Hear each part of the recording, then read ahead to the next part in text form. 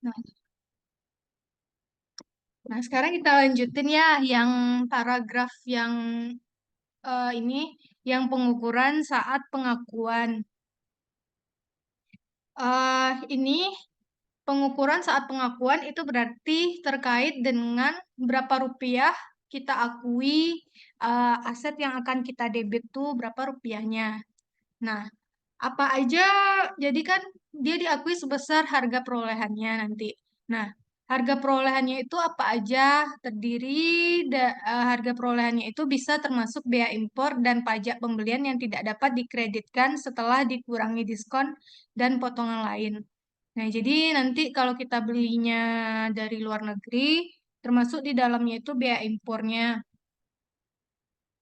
Bea impor nih yang bea impor dan pajak pembelian yang tidak dapat dikreditkan. Jadi yang tidak dapat dikreditkannya aja. Kalau dia bisa dikreditkan, berarti dia nggak nggak diakui sebagai penambah harga perolehan dari aset. Jadi cuma pajak yang tidak dapat dikreditkan, berarti yang sifatnya final. Sampai sini ada pertanyaan. Terus nanti kalau misalnya ada diskon, berarti dia nanti mengurangi harga perolehan. Ada potongan pembelian, nanti mengurangi harga perolehan.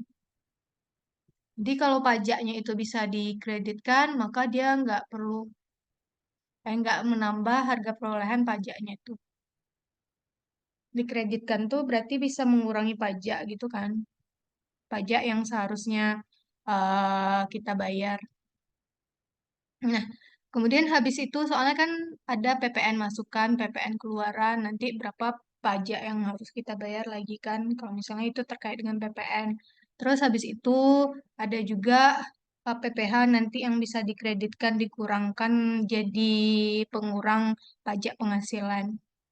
Terus habis itu kita lanjutkan yang B, setiap biaya yang dapat diatribusikan secara langsung untuk membawa aset ke lokasi dan kondisi yang diinginkan supaya aset tersebut siap digunakan sesuai dengan intensi manajemen.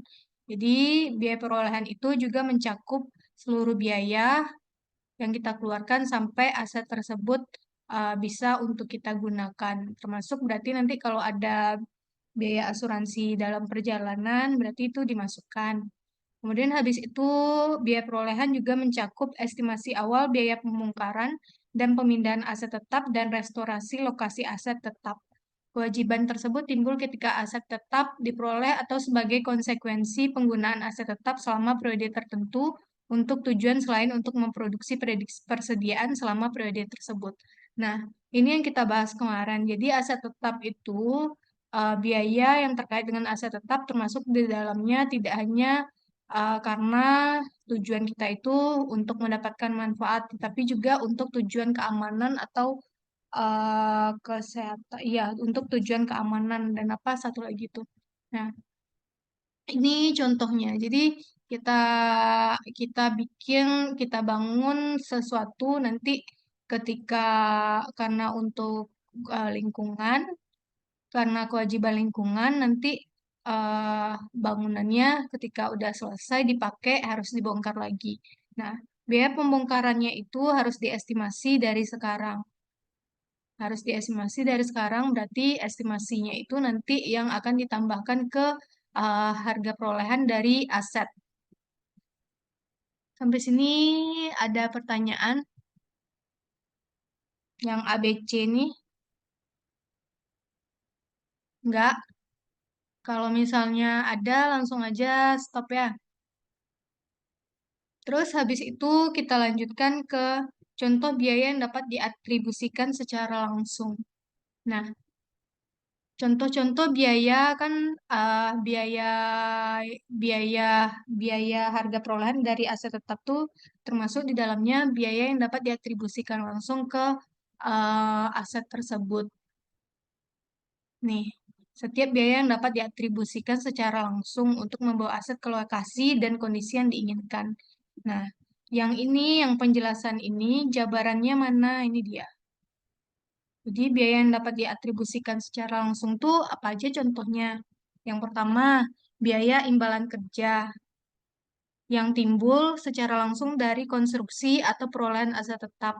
Nah, Ini kan kalau kita konstruksi itu berarti kan kita rakit sendiri, baik itu bangunan ataupun peralatan. Jadi kita bikin, nah perlu tukang kan.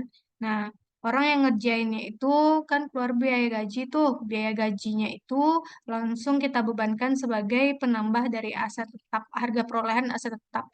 Jadi ketika keluar biaya gaji yang didebit itu bukan beban gaji, melainkan nanti langsung aja boleh kita debitkan itu adalah aset tetapnya. Kalau bangunan berarti debit bangunan, kalau dia peralatan berarti debit nanti peralatan. Ketika kita mengeluarkan gaji untuk membuat atau merancang peralatan atau bangunan tersebut. Nah, kemudian habis itu biaya penyiapan lahan untuk pabrik. Nah, sebagaimana kita tahu tadi kan ini kan contoh lain biaya yang dapat diatribusikan langsung. Nah, di dalamnya termasuk biaya penyiapan lahan untuk pabrik. Nah, ini contohnya adalah kan tadi harga perolehan itu seluruh biaya yang kita keluarkan sampai aset tersebut dapat digunakan. Nah, jadi eh, misalnya kita beli tanah, di tanah tuh masih ada bangunannya, atau misalnya tanahnya itu rawa-rawa. Nah, untuk bisa digunakan berarti harus ditimbun dulu. Biaya penimbunannya itu nanti masuk berarti menjadi harga perolehan dari tanah. Jadi kan dia ada tanah, ada bangunan tuh. Nah, berarti itu ke tanah jadinya, bukan ke bangunannya. Jadi sampai tanahnya bisa digunakan untuk membangun. Nanti kalau udah dibangun, baru itu biaya pembangunannya. Nah, terus habis itu kita bongkar misalnya ada bangunan supaya tanahnya bisa digunakan, kita bongkar bangunan di atas tanah tuh. Biaya pembongkarannya itu nanti menambah harga perolehan aset. Nah, kalau misalnya ada penjualan, kan tadi tuh bangunannya itu ada barang rongsokan-rongsokannya tuh. Misalnya em, atap bekasnya, pokok besi-besi bekasnya. Nah, itu nanti bisa dikiloin atau dijual. Nah, biaya yang pendapatan yang kita dapatkan dari hasil penjualan itu nanti akan mengurangi harga perolehan dari aset tetap kita. Kalau biaya pembongkarannya menambah, tapi kalau misalnya nanti ada yang bisa dijual dari pembongkaran tersebut, maka dia mengurangi harga perolehan dari aset tetap kita. Kemudian habis itu biaya penanganan dan penyerahan awal. Ini biaya balik nama atau apa di notaris gitu. Kemudian biaya instalasi dan perakitan. Diinstal, dirakit, nah, itu masuk. Kemudian biaya pengujian aset, apakah aset berfungsi dengan baik. Kemudian setelah dikurangi hasil neto penjualan setiap produk yang dihasilkan sehubungan dengan pengujian tersebut. Seperti contoh sampel yang dihasilkan dari peralatan yang sedang diuji. Nah, jadi di sini biaya pengujiannya itu, biaya pengujian ketika kita kan salah satu komponen dari harga perolehan dari aset tetap itu adalah biaya pengujian kan. Nah, biaya pengujiannya ini itu nggak semuanya masuk ke dalam harga perolehan dari aset tetap. Tapi nilai yang kita cantumkan itu adalah senilai uh, kan kita uji tuh misalnya mesinnya kita uji. Nanti kita uji mesinnya berarti dia nanti menghasilkan produk. Nah, produknya itu bisa nggak dijual?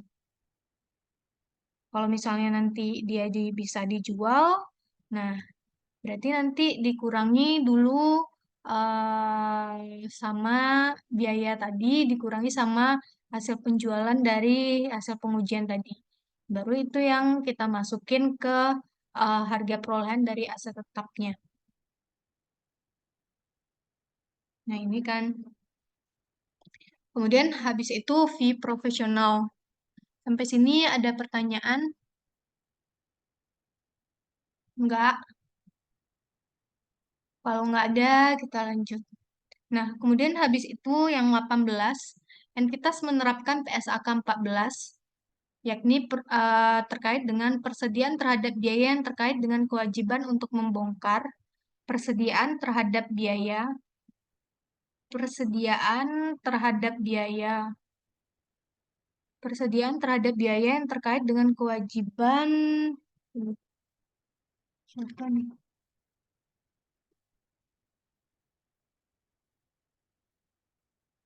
Nah, entitas menerapkan PSAK 14, persediaan terhadap biaya yang terkait dengan kewajiban untuk membongkar, memindahkan, dan merestorasi lokasi aset yang terjadi dalam suatu periode tertentu sebagai akibat dari penggunaan aset tersebut untuk menghasilkan persediaan selama periode tersebut.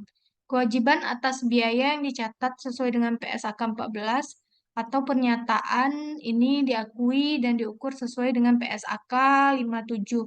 Provisi, liabilitas, kontingensi, dan aset kontingensi. Hmm, oh, ini yang kita bilang tadi tuh. Jadi, hmm, sebenarnya istilah persediaan ini jadi bikin bingung. Dia nggak persediaan. Ini yang ini nih, yang dia maksud nih. Estimasi biaya awal pembongkaran. Nah, estimasi biaya awal pembongkaran ini tuh kan sama kayak du- em, biaya yang kita cadangkan di awal terlebih dahulu untuk kita gunakan di masa yang akan datang. Jadi dia di awal dia udah kita bebankan eh, ke aset tetap biaya pembongkarannya, tapi belum kita gunakan, ya kan? Kita gunakan nanti kita realisasikan nanti ketika dia benar-benar akan dibongkar atau dipindahkan. Nah, itu maksudnya yang dimaksud di sini biayanya itu persediaan terhadap biayanya itu. Nah, nanti itu awalnya pengakuan awalnya kan dia diakui sebagai aset tetap. Nah, nanti itu untuk kejadian selanjutnya, transaksi selanjutnya yang berkaitan dengan hal tersebut, pencatatannya itu nanti merujuk pada PSAK 57 mengenai provisi liabilitas kontingensi dan aset kontingensi. Nah, kemudian habis itu contoh biaya yang bukan merupakan biaya perolehan aset tetap. Nah, jadi di sini contoh dari biaya yang bukan merupakan biaya perolehan aset tetap. Nah, jadi di sini yang ini, yang A sampai D ini, itu nggak boleh kita tambahkan sebagai harga perolehan aset tetap. Jadi dia nggak boleh ditambahkan untuk menambah nilai aset. Contohnya itu adalah biaya pembukaan fasilitas baru. Jadi misalnya eh, hmm, misalnya kita beli gedung,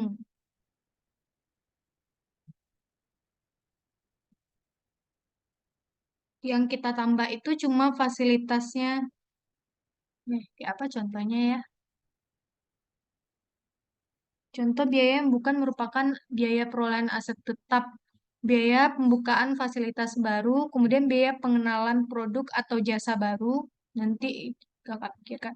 Biaya pengenalan produk atau jasa baru termasuk biaya iklan dan aktivitas promosi. Ini kan emang beban iklan nih. Biaya penyelenggaraan bisnis di lokasi baru atau kelas pelanggan baru termasuk biaya pelatihan staf, kemudian biaya administrasi dan biaya overhead umum lainnya. Nah, berarti ini termasuk ke dalam beban periodik. Nah, pembukaan fasilitas baru ini kayaknya itu layanan jasa. Nah, ketika kita fasilitas di sini apa ya? Ada yang tahu kira-kira apa tuh ya? Contohnya, pembukaan fasilitas baru nih,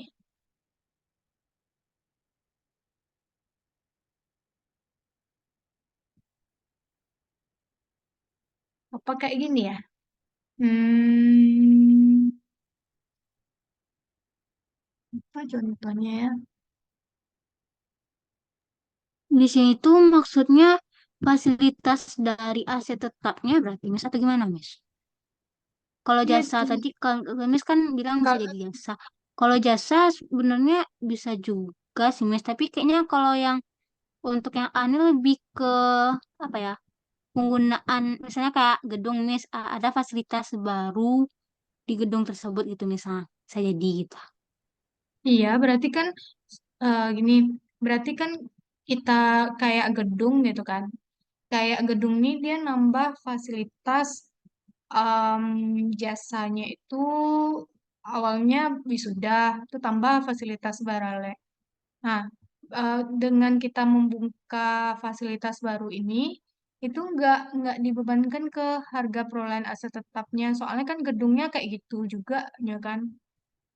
Nggak ada, nggak nggak bertambah atau berkurang yang gedungnya nilainya, tetap aja segitu. Itu kayaknya. Pokoknya dia kayak biaya yang nggak ada hubungannya ke asetnya, kayak gitu. Kalau fasilitas baru ini kan beban saat itu, kecuali pembelian aset-asetnya. Misalnya karena fasilitas baru ini kita beli bangku, beli komputer. Nah, itu kan bangku atau komputernya itu kan dicatat sebagai aset yang terpisah dari fasilitas. Dia emang udah dibeli komputer, ya udah debit komputer. Tapi yang nilai fasilitasnya itu kan nggak yang nilai fasilitasnya itu nggak dibebankan ke harga perolehan asetnya itu, yang fasilitasnya kayak gitu. Nah, kemudian habis itu kita lanjutkan yang paragraf 20.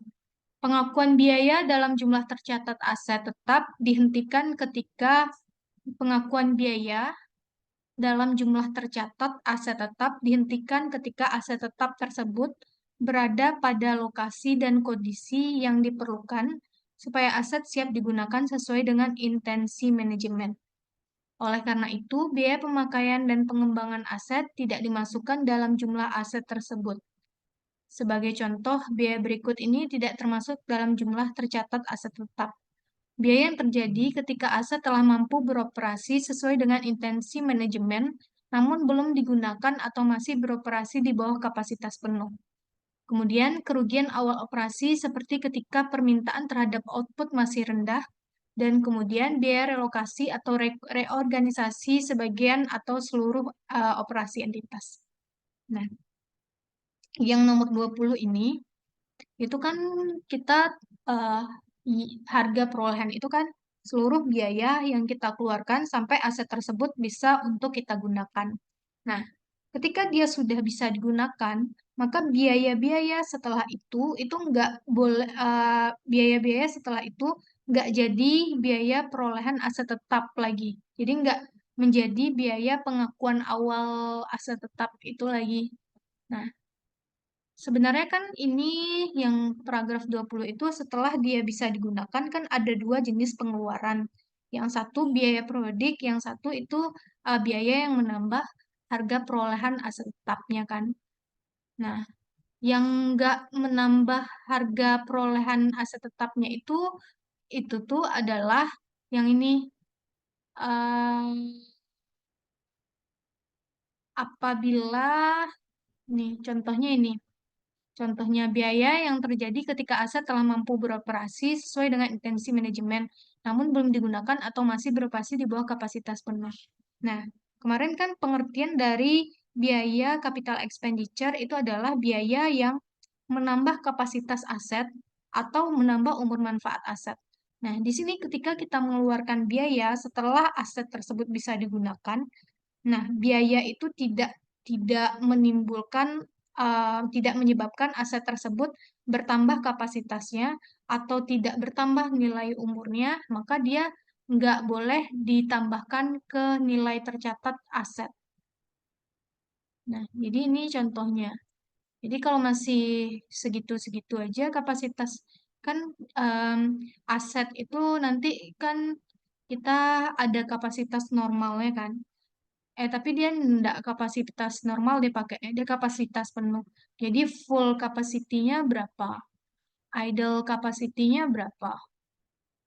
Nah, itu tuh. Kalau misalnya masih di bawah itu, misalnya awalnya kayak gini, kapasitasnya 500, tapi biasanya kita pakai 490. Nah, terus jadi diperbaiki jadi 491. Nah, maka pengeluaran itu nggak boleh kita tambahkan ke nilai tercatat dari aset. Kenapa? Karena kapasitas aset kita 450, emang sebelumnya kita 490, tapi kan kapasitas penuhnya 500 tadi kan. Nah, kemudian habis itu ini kerugian awal operasi. Pas seketika aset tersebut udah bisa digunakan, nah kemudian habis itu ternyata ada kerugian yang ditimbulkan dari operasi tersebut. Nah, contohnya itu misalnya ketika kita menghasilkan produk, ternyata permintaannya itu masih rendah sehingga terbuang aja jadinya kan. Nah, itu nggak boleh kita bebankan sebagai pengeluaran yang menambah nilai aset. Kemudian biaya relokasi atau reorganisasi. Ini misalnya awalnya kita taruh di tempat di ruangan A misalnya. Nah, kemudian habis itu kita pindahkan ke ruangan B. Untuk memindahkan dari ruangan A ke ruang B itu kan perlu biaya. Nah, itu biaya untuk pemindahannya itu nggak boleh kita bebankan sebagai harga perolehan dari aset atau nggak boleh kita tambahkan kita tambahkan ke nilai tercatat dari aset. Kenapa kakak bilang di sini nilai tercatat dari aset bukan harga perolehan lagi? Soalnya kan dia udah digunakan. Nah, kalau udah digunakan berarti udah ada akumulasi penyusutannya kan. Nah, berarti harga perolehan nanti dikurangi sama akumulasi penyusutan, dikurangi dengan rugi penurunan nilai, itu kan nanti dapatnya nilai tercatat. Nah, nanti kan ketika ada pengeluaran, nah pengeluaran yang merupakan capital expenditure itu yang dia tambahkan itu nilai tercatat bukan harga perolehan. Jadi harga perolehan nanti dikurangi dengan akumulasi penyusutan, dikurangi rugi penurunan nilai, dapat nilai tercatat, terus habis itu ditambah sama biaya yang kita keluarkan terkait dengan yang merupakan capital expenditure-nya. Nah, sampai sini ada pertanyaan. Kalau enggak, kita lanjutkan. Nah, sebagian kegiatan terjadi sehubungan dengan konstruksi atau pengembangan aset tetap, tapi tidak diperlukan untuk membawa aset tersebut ke lokasi. Sebagian kegiatan terjadi sehubungan dengan konstruksi atau pengembangan aset tetap, tapi tidak diperlukan untuk membawa aset tersebut ke lokasi dan kondisi yang diperlukan supaya aset siap digunakan sesuai dengan intensi manajemen. Kegiatan insidental ini mungkin terjadi sebelum atau selama aktivitas konstruksi atau pengembangan. Sebagai contoh, penghasilan yang diperoleh dari penggunaan lahan lokasi bangunan sebagai tempat parkir mobil sampai konstruksi dimulai, karena kegiatan insidental ini tidak diperlukan untuk membawa aset tersebut ke lokasi dan kondisi yang diperlukan supaya aset siap digunakan sesuai dengan intensi manajemen. Maka penghasilan dan beban terkait dari kegiatan insidental diakui dalam laba rugi dan diklasifikasikan dalam penghasilan dan beban. Nah, jadi kalau misalnya ada pendapatan, tadi kan kayak kayak kayak itu eh kita mau beli tanah, ternyata tanahnya ada bangunannya kan. Nah, pembongkaran bangunan itu ada yang bisa rongsokannya itu bisa ada yang bisa kita jual. Nah, hasil penjualannya itu kan tadi perlakuannya akan mengurangi harga perolehan dari aset tetap. Nah, kalau misalnya kejadiannya itu adalah yang kayak gini. Jadi, contohnya ini, penghasilan yang diperoleh dari penggunaan lahan lokasi bangunan sebagai tempat parkir mobil sampai konstruksi dimulai. Nah, jadi kita udah beli tanah, tapi kita belum mulai buat bangun, belum mulai pembangunannya. Itu untuk sementara kita kita jadiin dulu jadi tempat lahan parkir kan. Nah, penghasilannya itu nggak boleh kita jadikan sebagai pengurang dari nilai perolehan dari tanah kita. Jadi kan kalau yang tadi penjualan barang rongsokan tadi, itu kan menjadi pengurang. Nah, kalau yang ini itu dia nggak boleh menjadi pengurang. Dia tetap diklasifikasikan sebagai pendapatan lain-lain nanti di laporan laba rugi. Jadi dia pendapatan lain-lain. Misalnya pendapatan parkir, pendapatan sewa tanah, atau gimana. Soalnya kan di sana, di sini dia kita belum belum belum manfaatkan asetnya gitu. Belum dimulai pekerjaannya. Kecuali kalau misalnya, eh enggak sih. Jadi dia kayak enggak berhubungan langsung gitu loh.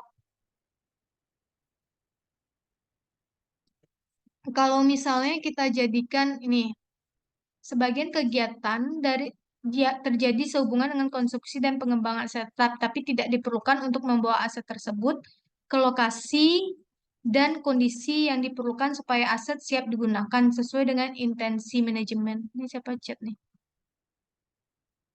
Oke. Nah, jadi ini kayak kayak tadi, kayak pembongkaran bangunan itu, dia kan emang harus dibongkar kan, baru bisa digunakan. Kalau misalnya kayak lahan parkir nih, eh parkirnya itu dia nggak bikin, emang lahan tuh aja dipakai sebagai parkir, nggak ada pengubahan apa-apa. eh Emang udah siap aja dia digunakan. Dia kan berarti kan udah siap untuk digunakan tanahnya tuh. Tapi sambil nunggu-nunggu, sambil nunggu-nunggu dia dibangun, kita kita parkir lah, mau kita bikin parkiran di sana, dapat pendapatannya itu nggak boleh kita atribusikan langsung. Tapi kalau pembangunan tadi kan eh, kita perlu bongkar supaya dia bisa digunakan. Kalau yang ini kan dia bisa emang udah bisa digunakan kan. Dia emang udah bisa digunakan keadaan yang ini. Jadi parkirnya ini beda lagi. Udah sampai sini paham? Nah, kemudian habis itu kita lanjutkan ke paragraf 22. Biaya perolehan suatu aset yang dikonstruksi sendiri ditentukan dengan menggunakan prinsip yang sama sebagaimana aset yang diperoleh bukan dengan konstruksi sendiri. Nah, jika entitas membuat aset serupa untuk dijual dalam kegiatan usaha normal, biaya perolehan aset biasanya sama dengan biaya konstruksi aset untuk dijual. Nah, jadi di sini biaya untuk jika entitas membuat aset serupa untuk dijual dalam kegiatan usaha normal, biaya perolehan aset biasanya sama dengan biaya konstruksi aset untuk dijual. Nah, jadi gini, em, kan kalau misalnya kita punya bangunan, bangunan itu tujuannya itu untuk kita jual, bukan untuk kita gunakan untuk operasional perusahaan, maka dia disebut dengan persediaan kan. Nah, nanti persediaan tersebut dinilai sebesar berapa? Berarti dinilai sebesar harga perolehannya. Nah, perhitungan untuk menghitung harga perolehannya itu sama dengan perhitungan untuk yang aset yang kita gunakan untuk operasional perusahaan. Kita kita tambahkan seluruh biaya konstruksi yang kita keluarkan untuk membangun aset, kemudian nanti ditambahkan dengan bunga yang dapat dikapitalisasi. Itu maksudnya yang paragraf yang kedua-dua ini yang sampai sini. Karena itu, dalam menetapkan biaya perolehan, maka setiap laba internal dieliminasi. Serupa dengan hal tersebut, jumlah tidak normal dari biaya pemborosan yang terjadi dalam pemakaian bahan baku, tenaga kerja, atau sumber daya lain dalam aset yang dikonstruksi sendiri tidak termasuk biaya perolehan aset tersebut. Nah, jadi di sini em, nanti kalau misalnya ada biaya perolehan internal, em, ini biasanya terkait dengan induk dan anak, itu nanti laba ruginya misalnya jual beli antara induk dan anak nanti dieliminasi dia. Jadi nggak diakui, nggak dia jadi kayak gini. Kita pengen bangun gedung. Nah, kita beli materialnya dari perusahaan induk atau perusahaan anak. Nanti perusahaan induk atau perusahaan anak itu kan menjual di atas, bisa dia menjual pada nilai nggak ngambil untung, bisa dia menjual di atas harga pokok, bisa sebesar harga pokok. Nah, ketika dia dijual ke kita itu sebesar di atas harga pokok, maka dia nanti itu kan ada laba atau rugi itu. Nah, laba atau ruginya itu nggak boleh kita akui tidak boleh menambah harga perolehan kita. Jadi yang boleh kita jadikan biaya harga perolehan itu hanya sebesar berapa benar-benar harga pokok dari produk tersebut yang dikeluarkan oleh perusahaan induk atau anak. Nah, terus habis itu kalau ada pemborosan kita lakukan atau biaya yang nggak normal, maka itu nggak boleh kita akui sebagai harga perolehan dari aset. Kemudian, biaya pinjaman menetapkan kriteria pengakuan bunga sebagai komponen jumlah tercatat aset tetap yang dikonstruksi sendiri. Nah, ini terkait dengan bunga pinjaman. Itu boleh dikapitalisasi atau enggak, itu tergantung. Nanti ada pengukurannya berapa jumlah yang boleh dikapitalisasi sebagai aset tetap. Nah, kemudian habis itu 22A, tanaman produktif dicatat dengan cara yang sama dengan aset tetap yang dikonstruksi sendiri sebelum berada dalam lokasi dan kondisi yang diperlukan untuk siap digunakan sesuai dengan intensi manajemen. Sebagai akibatnya, acuan untuk konstruksi dalam pernyataan ini dipahami untuk mencakup aktivitas yang diperlukan untuk membudidayakan tanaman produktif sebelum berada di lokasi dan kondisi yang diperlukan untuk siap digunakan sesuai dengan intensi manajemen. Nah, berarti di sini tanaman produktif. Nah, kemarin kan aset biologis itu kalau dia tanaman agrikultur yang bukan merupakan em, tanaman produktif, maka dia nggak diatur dalam PSAK 16 ini. Tapi kalau aset biologisnya itu merupakan tanaman produktif, maka dia diakui sebagai aset tetap yang diatur dalam PSAK 16 ini. Nah, pengakuan nilai awal dari aset dari tanaman produktif itu berapa sih, berapa rupiah sih yang harus kita akui ketika kita mencatat debit tanaman produktif itu berapa rupiah di awalnya. Nah, itu sama dengan perhitungannya itu sama dengan gimana kita mengkonstruksi bangunan atau peralatan kita bikin sendiri. Nah, jumlah biayanya itu adalah seluruh biaya yang kita keluarkan sampai uh, tanaman produktif tersebut bisa untuk kita gunakan menghasilkan produk. Dalam hal ini berarti itu bayangannya adalah jadi kan kita mau beli, jadi kita kan beli bibitnya tuh, kita beli bibitnya atau kita kembangkan dulu berarti kan bibitnya. Nah, biaya untuk pengembangan bibit ini itu berarti masuk ke harga perolehan dari tanaman produktif. Nanti ketika dia benar-benar akan kita tanam di tempat di mana dia akan tumbuh besar nanti.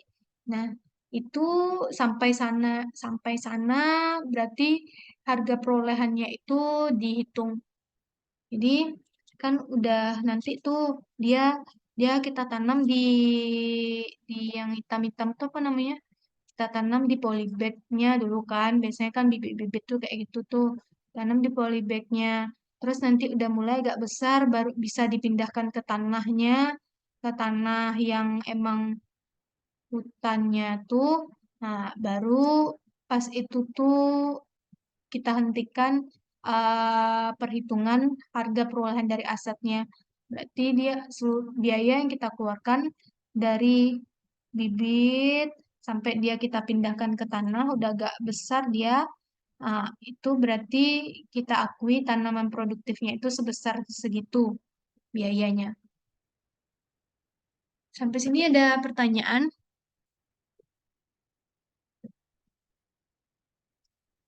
Soalnya kayak gini katanya kan, pernyataan ini dipahami untuk mencakup aktivitas yang diperlukan untuk membudidayakan tanaman produk sebelum berada di lokasi. Jadi sampai dia ke lokasi, udah sampai dia di lokasi, kita tanam di lokasi itu, udah sampai sana berarti biayanya kita hitung. Setelah setelah dia udah di lokasi, nanti berarti ada keluar biaya, udah kita tanam dia di tanah yang benar-benar tempat kita akan membudidayakannya ini. Nah, itu nanti ada biaya pupuk, biaya apa. Ah, itu berarti nggak masuk lagi ke harga perolehan. Udah, di sini ada pertanyaan atau enggak? Kalau nggak ada, kita lanjutkan. Pengukuran biaya perolehan. Biaya perolehan aset tetap adalah setara harga tunai pada tanggal pengakuan. Jika pembayaran ditangguhkan melampaui jangka waktu kredit normal, jika pembayaran ditangguhkan melampaui jangka waktu kredit normal, maka perbedaan antara harga tunai dan total pembayaran diakui sebagai beban bunga selama periode kredit sesuai kecuali beban bunga tersebut dikapitalisasi sesuai dengan PSAK 26 bunga pinjaman. Nah, jadi di sini biaya perolehan itu nanti diakui sebesar berapa biaya harga tunainya saat tanggal pengakuan. Tanggal pengakuan kita mengakui aset tetap itu jika dan hanya jika dua keadaan kemarin itu kan terpenuhi. Dia dia akan memberikan manfaat kita terima barangnya atau dan kita dapat diukur dengan andal maka boleh kita akui. Nah, ketika tanggal pengakuan itu, nah gimana kalau misalnya kita udah dapat nih asetnya, berarti kan kita udah dapat asetnya, tapi belum kita bayar lagi. Nah, itu gimana jadinya katanya. Nah, perbedaan antara harga tunai dan total pembayaran diakui sebagai beban bunga selama periode kredit. Jadi, misal gini, em, ketika kita beli tanggal 1 Januari, kalau kita pembayarannya itu secara tunai, bayarnya 1 juta. Nah, masalahnya kita belinya secara kredit sekarang. Nah, kita belinya secara kredit. Nanti karena secara kredit kita udah terima barangnya sekarang tanggal 1 ini. Karena kita beli secara kredit nanti bayar aja tanggal 10. Jadi 1.100.000. Nah, berarti kan ada perbedaan antara kalau bayar tunai dengan bayar kredit sebesar 100.000. Nah, yang 100.000-nya itu nanti nggak boleh diakui sebagai harga perolehan dari aset kecuali yang untuk terkait dengan biaya pinjaman yang dapat dikapitalisasi di PSAK 26. Ini yang pas konstruksi itu yang bunga dikapitalisasi itu. Nah, ini kan jaraknya berarti ini nggak terlalu lama kalau yang dijadikan beban bunga ini. Jadi kalau bisa dikapitalisasi itu nanti ada aturannya. Tapi kalau yang nggak bisa dikapitalisasi, maka dia disebut dengan beban bunga. Jadi eh, biaya aset itu nanti akan diukur hanya sebesar harga tunai pada tanggal pengakuan, bukan sebesar harga tunai ketika pembayaran. Sampai sini ada pertanyaan, paham nggak maksudnya yang paragraf 23?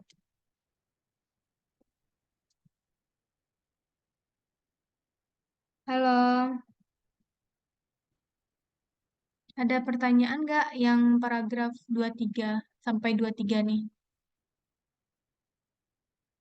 Paham? Nah, kalau nggak ada, kita lanjutkan. Yang paragraf 24. Satu atau lebih aset tetap mungkin diperoleh dalam pertukaran dengan aset moneter atau aset non-moneter atau kombinasi aset moneter dan moneter. Pembahasan berikut mengacu pada pertukaran satu aset non-moneter dan aset non-moneter lainnya. Tapi hal ini juga berlaku untuk seluruh pertukaran yang dideskripsikan dalam kalimat sebelumnya. Biaya perolehan aset tetap tersebut diukur pada nilai wajar kecuali transaksi pertukaran tidak memiliki substansi komersial komersial, kemudian nilai wajar aset yang diterima atas aset yang diserahkan tidak dapat diukur secara andal. Nah, ini kan aset itu kan bisa ditukar tuh. Jadi untuk menghapus aset kan pada pada akhir periode, bukan periode sih, pokoknya terserah aja. Ketika kita ingin menghapus aset, berarti nggak ada lagi aset. Bisa itu karena emang dibuang, jangka waktunya karena masa manfaatnya emang karena udah habis terus dibuang aja. Kemudian dijual atau nanti ditukar. Nah, yang terkait dengan pertukaran aset tetap itu kan ada beda perlakuannya kan. Nah, terkait dengan transaksi pertukaran aset tetap itu kan ada dua. Ada yang aset yang memiliki nilai pertukaran aset yang memiliki substansi komersial dan yang tidak memiliki substansi komersial. Kalau yang memiliki substansi komersial, berarti nanti keuntungannya itu diakui. Itu apa ya, kebalik ya. Pokoknya ada di antara itu yang mana tuh ya? Yang memiliki substansi komersil atau yang tidak memiliki substansi komersil tuh. Pokoknya ada yang keuntungan boleh diakui, keuntungan tidak boleh diakui. Ketika ada ketika untuk yang pertukaran aset tetap yang keuntungannya ini tidak boleh diakui, maka dia nanti akan mengurangi harga perolehan dari aset yang kita tukar. Jadi kan ketika tukar itu berarti aset lama kita kasih ke orang, aset baru kita terima. Nah, berarti kan nanti ada yang di debit itu sebesar aset baru. Nah, ketika muncul keuntungan yang tidak boleh diakui, maka keuntungan tersebut akan mengurangi harga perolehan dari aset tersebut nanti. Kalian lihat aja nanti itu tuh kan. Nah, untuk pertukaran aset ini itu biasanya akan dinilai sebesar nilai wajarnya. Kecuali transaksi pertukaran tidak memiliki substansi komersial atau nilai wajar aset yang diterima dan aset yang diserahkan tidak dapat diukur secara andal. Jadi nanti ketika kita tukar tuh kan, ketika kita menukar aset itu kan nanti muncul keuntungan atau kerugian pertukaran. Nanti itu ketika kita akan menukar aset kita itu terlebih dahulu kan em, aset itu kan berarti nanti setelah digunakan ada nilai tercatatnya. Nah, nilai tercatat buka yang muncul nanti kemudian aset kita ini kita kita nilai kembali sebesar nilai wajarnya. Nah, sebesar nilai wajarnya itulah nanti yang akan dijadikan harga untuk menukar aset yang baru. Jadi nanti misalnya kayak gini, eh, kita mau menukar aset yang harganya 500.000. Nilai tercatat dari aset ini, nilai tercatat dari aset yang lama kita itu 300, berapa tadi? Lupa. Jadi kita mau nukar aset yang nilainya 500.000, aset barunya ini 500.000. Nah, aset lama nilai tercatatnya 300.000. Kemudian kita nggak boleh langsung aja 500.000 kurang 300.000 sehingga kita tinggal bayar 200.000 lagi. Nggak kayak gitu. Tapi yang aset lama ini kita nilai kembali dulu. Berapa sih nilai wajarnya? Ternyata nilai wajarnya 400.000. Berarti nanti 500.000 kurang 400.000 berarti kita tinggal nambah pembayaran kas itu sebesar 100.000 lagi. Kayak gitu. Ini contohnya. Sampai sini ada pertanyaan? Kalian baca aja buku intermediate tuh lagi nanti. Nah, kalau misalnya dia nggak bisa diukur secara andal, maka berarti nggak bisa kita pakai nilai wajar. Terus pakai nilai tercatat aja berarti. Kemudian aset yang diperoleh dengan cara tersebut Bahkan jika entitas tidak dapat segera menghentikan pengakuan aset diserahkan, jika aset yang diperoleh tidak dapat diukur pada nilai wajar, maka biaya perolehannya nih diukur pada jumlah tercatat aset yang diserahkan. Nih, ya kan, bener kan?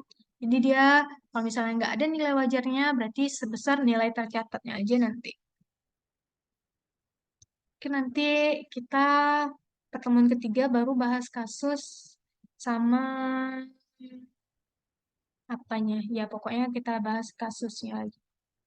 Nah, kemudian habis itu yang 25, entitas menentukan apakah transaksi pertukaran memiliki substansi komersial dengan mempertimbangkan sejauh mana arus kas masa depan yang diharapkan dapat berubah sebagai akibat dari transaksi tersebut. Suatu transaksi pertukaran memiliki substansi komersial jika, nah, kalau misalnya di intermediate itu kan kita cuma taunya transaksi sejenis, tidak sejenis, atau transaksi yang mengandung substansi komersial atau yang enggak kan. Nah, tapi kita nggak tahu dia kalau di intermediate itu cuma emang udah langsung aja diketahui kalau misalnya ini mengandung substansi komersial, ini enggak. Nah, pada kenyataannya itu kalau di lapangan kita kan kita sendiri yang menilai kan, kita sendiri yang menilai apakah pertukaran tersebut sebenarnya mengandung substansi komersial atau enggak. Nah, untuk menentukan apakah pertukaran tersebut mengandung substansi komersial atau enggak, itu ini aturannya. Suatu transaksi pertukaran memiliki substansi komersial jika yang pertama, konfigurasi dari risiko, waktu, dan jumlah arus kas dari aset yang diterima berbeda dengan konfigurasi arus kas dari aset yang diserahkan. Nah, jadi dia memiliki substansi komersial itu apabila arus kas dari aset yang diterima itu berbeda dengan arus kas dari aset yang diserahkan. Yang A ini ada yang paham maksudnya gimana? Yang A, kebayang kira-kira ini yang A gimana kasusnya?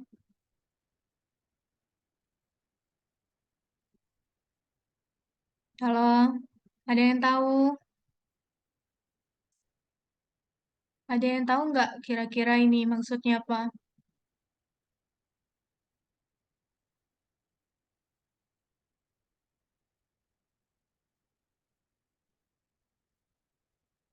Ada tahu?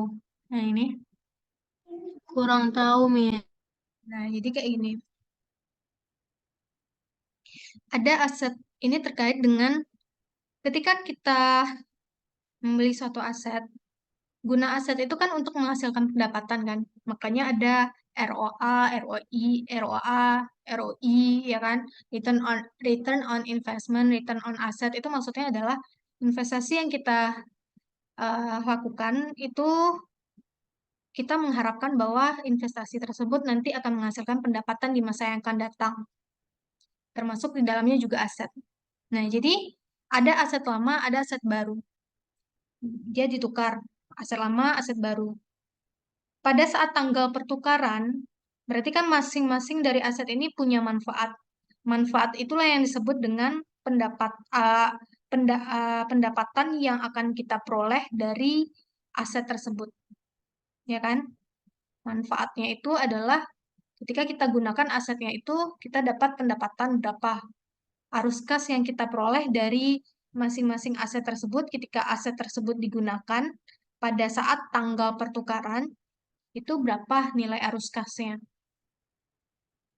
Suatu transaksi itu dikatakan sebagai transaksi yang mengandung substansi komersial apabila aset yang ditukar dengan aset yang ditukar ini memiliki perbedaan arus kas yang signifikan. Dalam artian, yang satu nih, contohnya yang paling signifikan nih, yang satu, yang aset yang mau kita tukarkan nih, yang aset lama kita nih, emang udah mau habis masa manfaatnya lagi. Tinggal misalnya udah hampir-hampir habis gitulah masa manfaatnya, udah nggak bermanfaat lagi, makanya kita tukar. Kita tukar dengan mesin yang baru, mesin yang emang benar-benar baru. Nah, berarti itu adalah transaksi yang mengandung substansi komersial. Soalnya kan yang satu baru, yang satu lama banget. Otomatis yang lama banget nih dia nggak menghasilkan pendapatan lagi kan sebanyak yang baru nih. Emang udah jauh banget nilai arus kas masa depan yang dihasilkan oleh asetnya itu. Itu contohnya yang ini. Tapi kalau misalnya kita cuma pengen ganti merek aja, kan kadang-kadang kan ganti merek aja. Sedangkan ini baru dibeli, asetnya baru dibeli, terus mau ganti lagi, ganti merek atau ganti spesifikasi atau ganti warna kayak gitu. Nah, kalau cuma ganti warna, ganti merek, nah itu kan speknya tetap segitu aja kan. Maksudnya kapasitas dari asetnya itu sebenarnya mau ganti warna, ganti apa, kapasitasnya segitu juga. Nah, berarti itu adalah eh, pertukaran yang tidak memiliki substansi komersial. Soalnya mau diganti, mau mau diganti atau tidak aset tersebut, arus kasnya sama juga kok. Arus kas yang dihasilkan oleh aset tersebut sama juga nantinya. Tuh. Terus yang B, nilai spesifik entitas dari bagian operasi entitas yang terpengaruh oleh transaksi berubah sebagai akibat dari pertukaran. Nah, nilai spesifiknya apa kemarin? Nilai spesifik dia. Ingat ya, kita sampai dua, dua berapa tuh?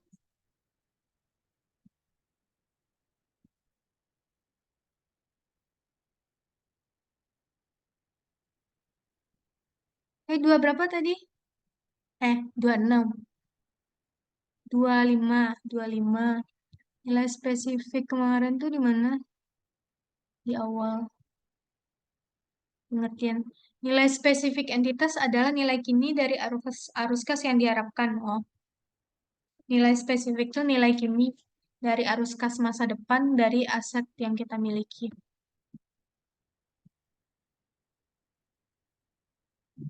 Nah, nilai spesifik entitas dari bagian operasi entitas yang terpengaruh oleh transaksi berubah sebagai akibat dari pertukaran. Sama aja sama A.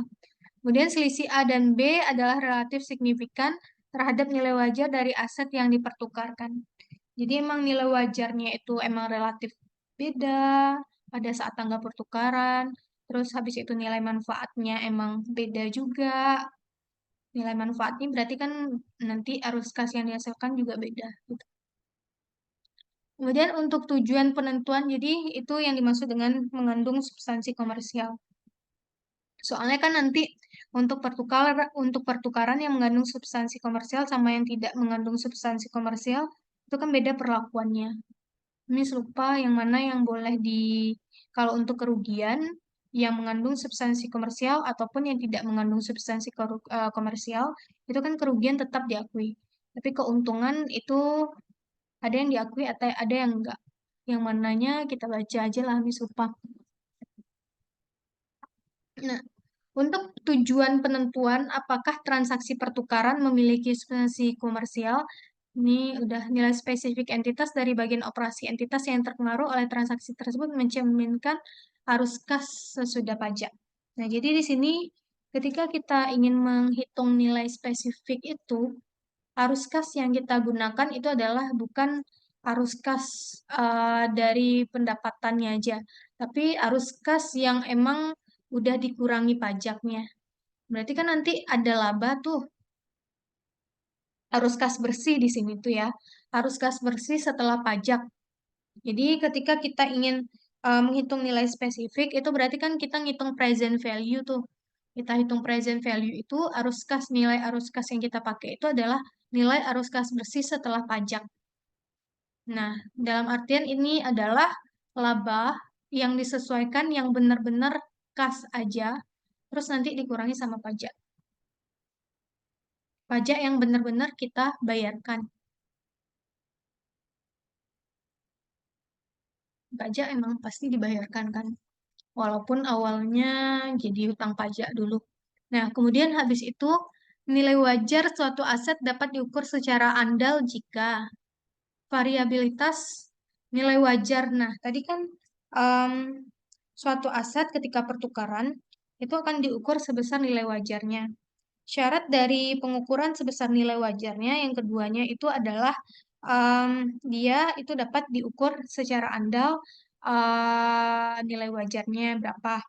Nah, kita bisa mengatakan bahwa pengukuran nilai wajar yang kita lakukan itu adalah benar-benar andal, itu adalah jika variabilitas dalam rentang pengukuran nilai wajar yang rasional untuk aset tersebut adalah tidak signifikan. Variabilitas dalam rentang pengukuran nilai wajar yang rasional untuk aset tersebut adalah tidak signifikan. Nah, maksudnya variabilitas ini emang variasinya. Jadi, nilai wajar dari aset tersebut pada pada saat keadaan normal itu berapa? Soalnya kan kadang-kadang nilai wajar ini ada yang naik, turun, berfluktuasi gitu kan. Nah, pada saat dia emang eh nilainya emang stagnan enggak sih? Enggak stagnan apa namanya? Enggak berfluktuasi dia. Pokoknya dia sebesar itu rata-ratanya sama gitu. Nah, berarti itulah yang kita pakai sebagai nilai wajarnya. Tapi kalau misalnya nilainya berfluktuasi, berarti kita nggak bisa menentukan itu adalah nilai wajar dari aset tersebut. Itu maksudnya yang A. Nah, kemudian probabilitas dari beragam estimasi dalam rentang tersebut dapat dinilai secara rasional dan digunakan dalam mengukur nilai wajar. Probabilitas dari beragam estimasi dalam rentang tersebut dapat dinilai secara rasional dan digunakan dalam mengukur nilai wajar.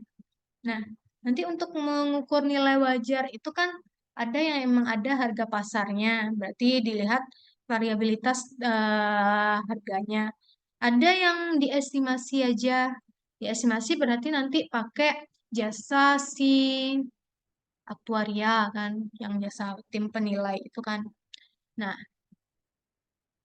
itu nanti eh, jasa estimasi bisa dikatakan sebagai nilai wajar apabila estimasinya itu emang emang rasional nilainya, bisa dirasionalkan.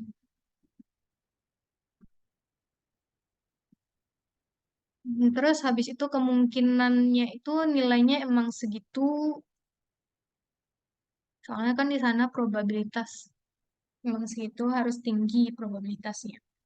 Kemudian habis itu, jika entitas dapat mengukur nilai wajar secara andal, baik dari aset yang diterima atau diserahkan, maka nilai wajar dari aset yang diserahkan digunakan untuk mengukurnya. Jika entitas dapat mengukur nilai wajar secara andal, baik dari aset yang diterima atau diserahkan, maka nilai wajar dari aset yang diserahkan, nilai wajar dari aset yang digunakan untuk mengukur biaya perolehan dari aset yang diterima, kecuali jika nilai wajar aset yang diterima lebih jelas. Nah, jadi ini, ketika kita menukar aset, kita tukar aset kan, aset tukar sama aset, berarti kan nanti harga perolehannya masing-masing dari aset itu ada nilai wajarnya. Nilai wajar dari aset baru, nilai wajar dari aset yang ditukarkan yang lama tuh kan. Nah, nanti masing-masingnya itu dinilai sebesar nilai wajarnya emang. Jadi yang didebit berarti kan aset baru itu nanti akan didebit sebesar harga perolehannya. Tapi kalau untuk aset lama itu yang dikreditnya maaf, yang didebit itu aset baru itu tetap itu adalah sebesar nilai wajarnya.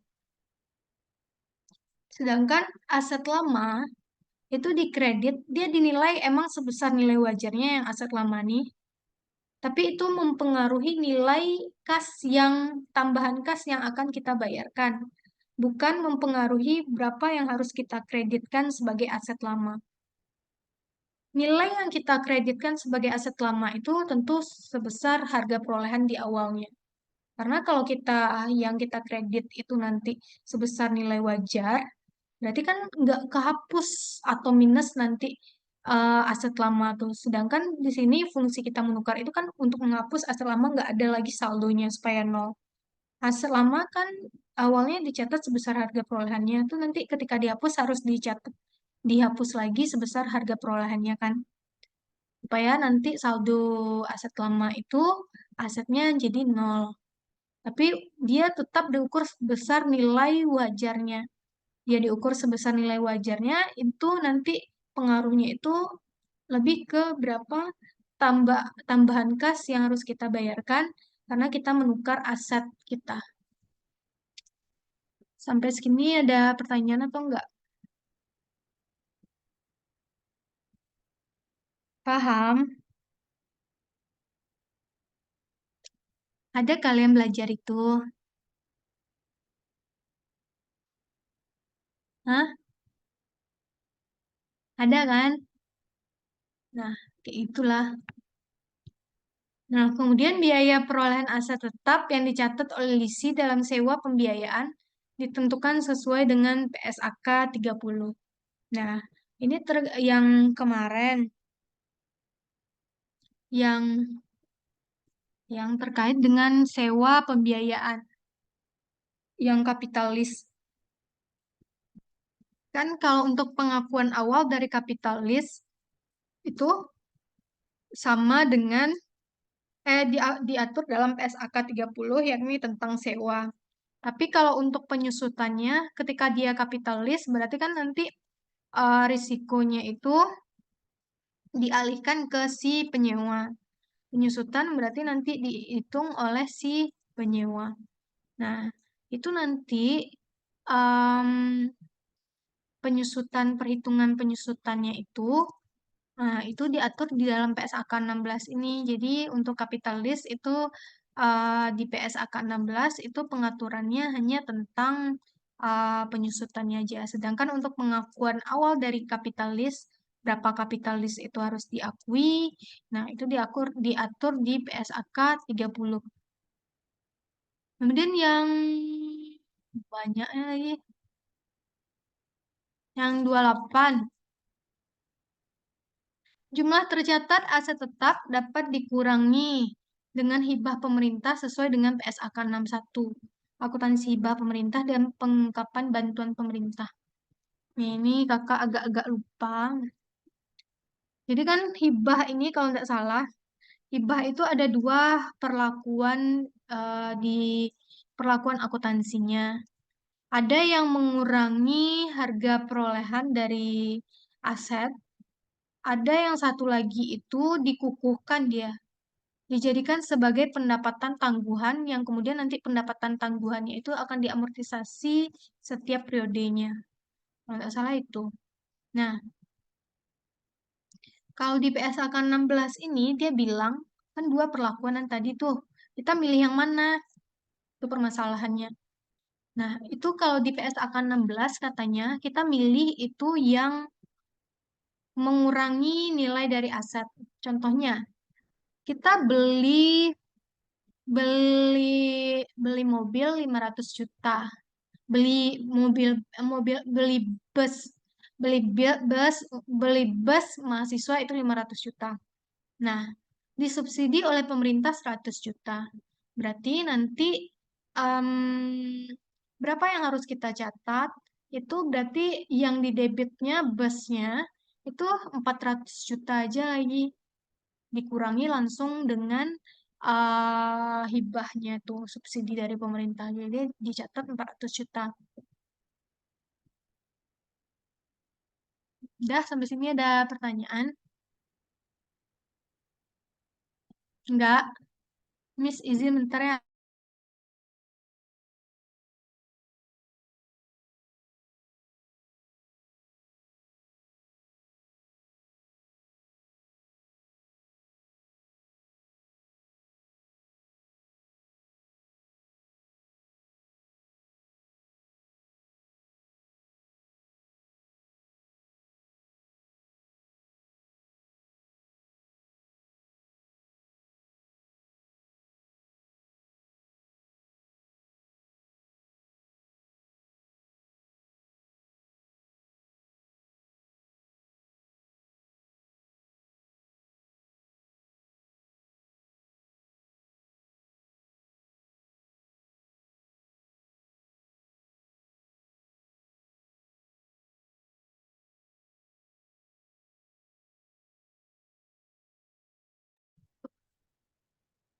Nah, kemudian habis itu kita lanjutkan pengukuran setelah pengakuan.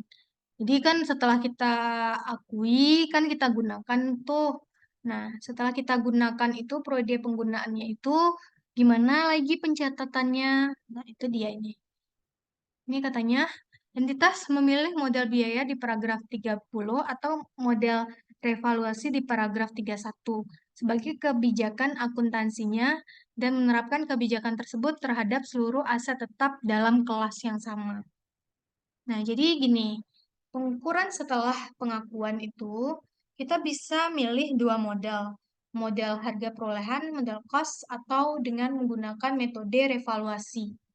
Nah, itu eh, harus ditetapkan untuk seluruh aset yang kita miliki pada kelas yang sama. Jadi nggak boleh salah satu aja. Satu misalnya pakai metode biaya, satu metode revaluasi, nggak bisa kayak gitu. Jadi satu pakai metode biaya, maka semuanya pakai metode biaya untuk kelas aset tetap ya, untuk kelas aset tetap yang sama. Misalnya peralatan-peralatan aja, bangunan-bangunan aja kayak gitu. Kan dia kelas yang sama tuh. Kemudian habis itu kita bebas milih. Jadi di sini kemudian 30. Setelah pengakuan sebagai aset tetap, aset tetap dicatat pada biaya perolehan dikurangi dengan akumulasi penyusutan dan akumulasi rugi penurunan nilai. Nih, jadi kalau misalnya kita pakai model biaya, pakai model biaya, itu nanti berapa jumlah tercatatnya di akhir periode, itu gimana cara menghitung nilai tercatatnya itu adalah harga perolehan dikurangi dengan akumulasi penyusutan dikurangi dengan akumulasi rugi penurunan nilai. Kemudian habis itu kalau misalnya kita pakai metode revaluasi, setelah pengakuan, kalau kita pakai metode model revaluasi itu gimana? Nah, itu katanya di sini, setelah pengakuan sebagai aset, aset tetap yang nilai wajarnya dapat diukur secara andal, dicatat pada jumlah revaluasian, yaitu nilai wajar pada tanggal revaluasi dikurangi dengan penyusutan dan akumulasi rugi penurunan nilai setelah tanggal revaluasi. Nah, jadi di sini kalau misalnya jadi kita memilih menggunakan metode revaluasi atau metode harga perolehan itu adalah ketika aset tersebut itu emang udah ada nilai pasarnya dan biasanya nilai pasarnya itu emang berubah-ubah gitu. Nggak apa-apa kita pakai itu metode model revaluasi. Dan emang ada jelas pasti harga pasarnya itu. Nah, em, jadi kalau tadi, kalau yang di sini, nanti itu kan em, apa ya? Di laporan posisi keuangan itu kan nanti aset kan, asetnya di bawah aset itu ada akumulasi penyusutan dan kerugian penurunan nilai. Kayak gitu penyajiannya kan nggak langsung aja dicatat berapa aset tetap langsung dicatat sebesar nilai tercatatnya nggak kayak gitu, melainkan nanti aset tetap di bawahnya akumulasi penyusutan. Nah, angka yang di aset tetapnya itu kalau kita pakai metode model biaya itu adalah sebesar harga perolehannya. Kemudian nanti di bawahnya itu kan minus tuh akumulasi penyusutan dan rugi penurunan nilai di bawahnya. Sedangkan kalau misalnya kita pakai metode model revaluasi, itu kan nanti di laporan posisi keuangan ada aset tetap, terus di bawahnya itu ada akumulasi penyusutan dan rugi penurunan nilai kan. Nah, yang aset tetapnya itu nggak sebesar harga perolehan lagi, tapi melainkan itu sebesar nilai wajarnya. Jadi berapa nilai wajarnya, berapa harga pasarnya, segitu kita catat nilai dari aset tetap kita itu. Nah, ini katanya. Setelah pengakuan sebagai aset, aset tetap yang dinilai wajar, yang nilai wajarnya dapat diukur secara andal dicatat pada jumlah revaluasian, yaitu nilai wajar pada tanggal revaluasi dikurangi dengan Nanti kan ada akunnya sendiri di bawah tuh akumulasi penyusutan dan rugi penurunan nilai itu. Nah, kemudian evaluasi dilakukan dengan keteraturan yang cukup reguler untuk memastikan bahwa jumlah tercatat tidak berbeda secara material dengan jumlah yang ditentukan dengan menggunakan nilai wajar pada akhir periode pelaporan. Jadi, kita melakukan revaluasi aset tetap itu harus tiap periode. Jadi, kalau kita udah milih pakai model revaluasi, berarti nanti kita tiap tanggal 31 Desember itu harus nilai aset kita itu berapa sih nilai wajarnya untuk memastikan nanti ada nggak surplus revaluasi, ada nggak rugi penurunan nilai kayak gitu.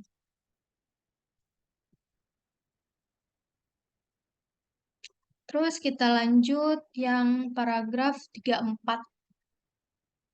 Frekuensi revaluasi bergantung pada perubahan nilai wajar dari aset tetap yang direvaluasi.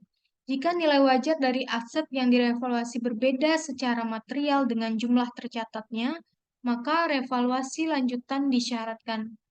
Beberapa aset tetap mengalami perubahan nilai wajar secara signifikan dan fluktuatif, sehingga perlu direvaluasi secara tahunan. Revaluasi tahunan tersebut tidak perlu dilakukan untuk aset tetap yang perubahan nilai wajarnya tidak signifikan. Sebaliknya, aset tetap tersebut mungkin perlu direvaluasi setiap 3 atau 5 tahun sekali. Nah, jadi tadi kan kakak bilang kalau misalnya eh, aset tetap itu kalau kita pakai model revaluasi itu kita nilai berarti nilai wajarnya tiap tahun. Nah, itu hanya ternyata di sini hanya untuk aset tetap yang emang nilai wajarnya itu berfluktuatif setiap tahunnya. Maka tiap tahun kita lakukan revaluasi. Tapi kalau misalnya nilainya itu nggak berubah secara signifikan setiap tahunnya, itu cukup lakukan revaluasi 3 atau 5 tahun sekali aja, katanya di sini.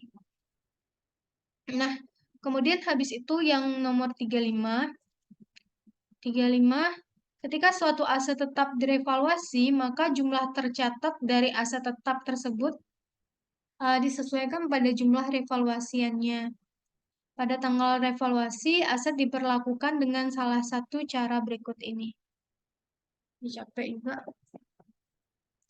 Ketika suatu aset tetap direvaluasi, maka jumlah tercatat dari aset tetap tersebut disesuaikan pada jumlah revaluasinya. Itu kan berarti udah tadi tuh kan kita catat nanti berapa asetnya itu sebesar nilai wajar yang berlaku pada tanggal revaluasian. Nah, kemudian di sini pada tanggal revaluasi aset diperlakukan dengan salah satu cara berikut ini.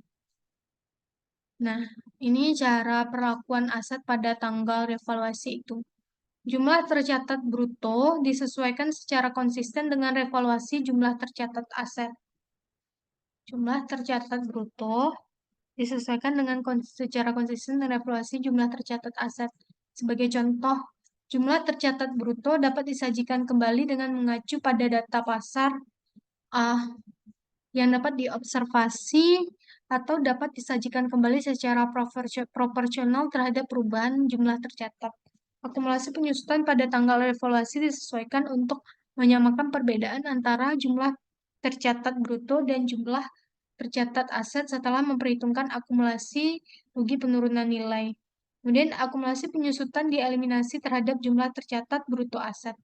Nah, jadi ini nih, ketika kita melakukan revaluasi itu nggak serta-merta langsung muncul eh, surplus aset tetap di awal, terus nanti ada surplus lagi, ada rugi, dia kan berfluktuasi tuh.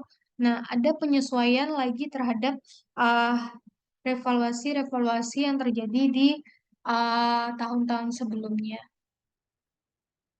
Nah, jadi itu. Nanti kalian lihat aja perhitungannya di buku KISO itu terkait dengan revaluasi. Itu gimana pengakuan revaluasinya. Kemudian habis itu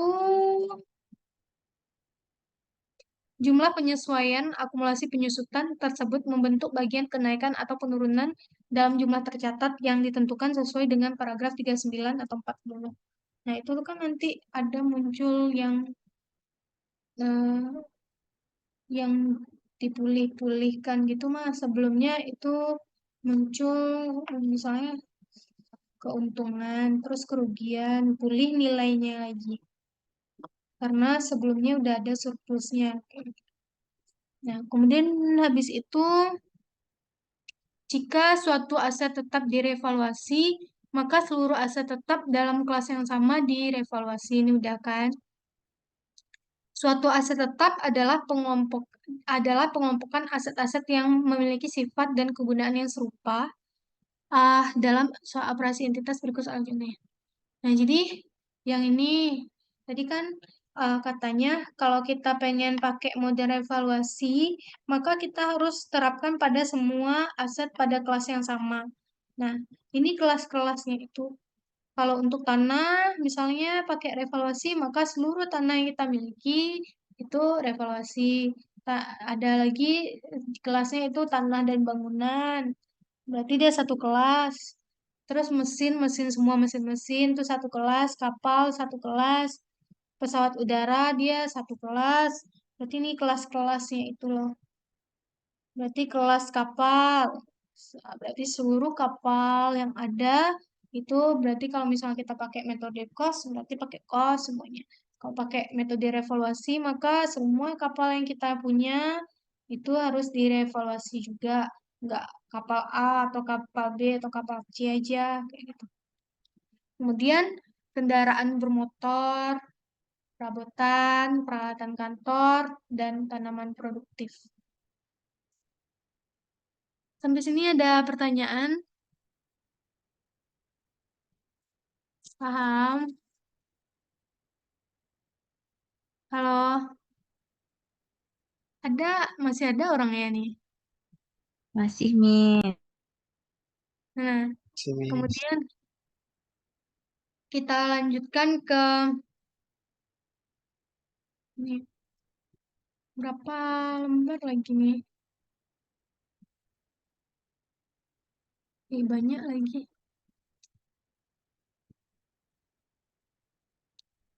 Kemudian aset-aset dalam suatu kelas aset tetap direvaluasi secara bersamaan untuk menghindari revaluasi aset secara selektif dan bercampurnya biaya perolehan dan nilai lain pada tanggal berbeda. Akan tetapi suatu kelas aset dapat direvaluasi secara bergantian sepanjang revaluasi dari kelas aset tersebut dapat diselesaikan secara lengkap dalam periode yang singkat dan sepanjang revaluasi dimutakhirkan.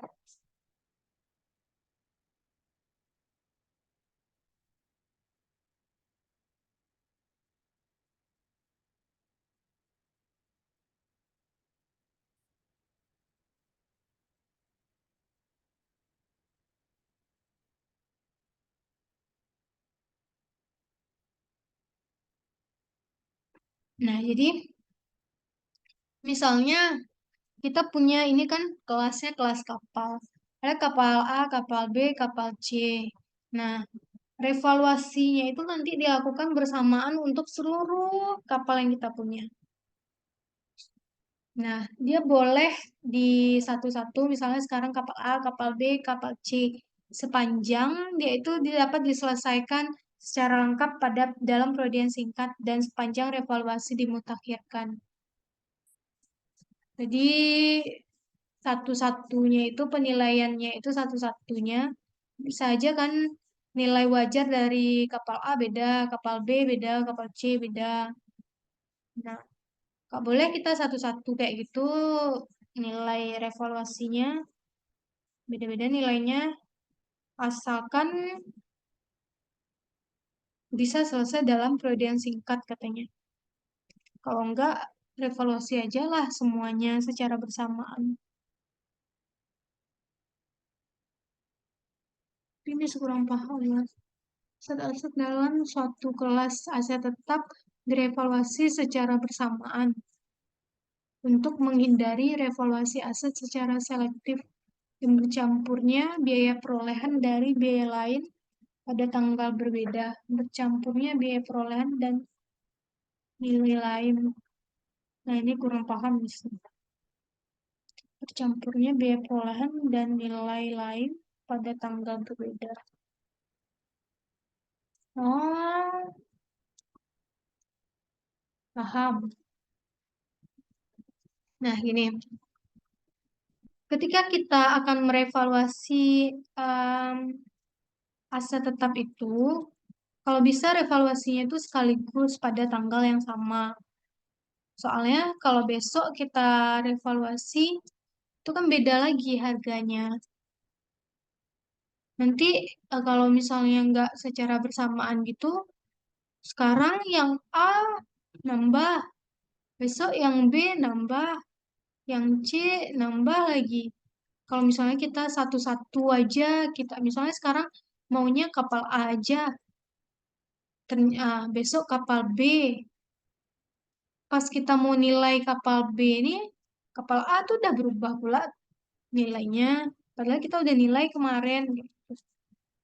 Nah, boleh kita satu-satu, tapi waktunya singkat, sepanjang revaluasi eh dimutakhirkan sampai kayak gitulah. Jadi dia nggak nggak nggak bercampur biaya perolehan dan nilai lain pada tanggal berbedanya itu. Dan kadang kan nilai waktu uang kan kita belajar bahwa uang itu kan beda-beda nilainya tiap periodenya. Sekarang murah, besok belum tentu murah lagi. Sekarang mahal, belum tentu juga besok mahal lagi. Kayak gitu. Nah, kemudian habis itu, jika jumlah tercatat aset meningkat akibat revaluasi, jika jumlah tercatat aset meningkat akibat revaluasi, maka kenaikan tersebut diakui dalam penghasilan komprehensif lain dan terakumulasi dalam ekuitas pada bagian surplus revaluasi. Akan tetapi, kenaikan tersebut diakui dalam laba rugi sehingga sebesar jumlah penurunan nilai aset yang sama. Ulang capek, Mas.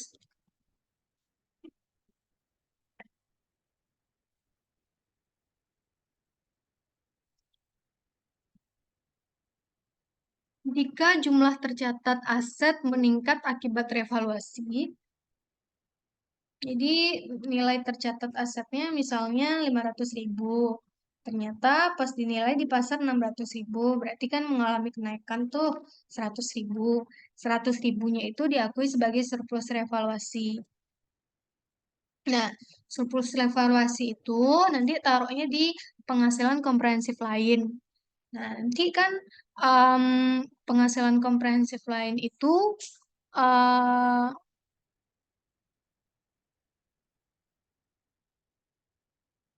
nanti kan penghasilan komprehensif itu jadi kan kalau ekuitas itu kita lihat.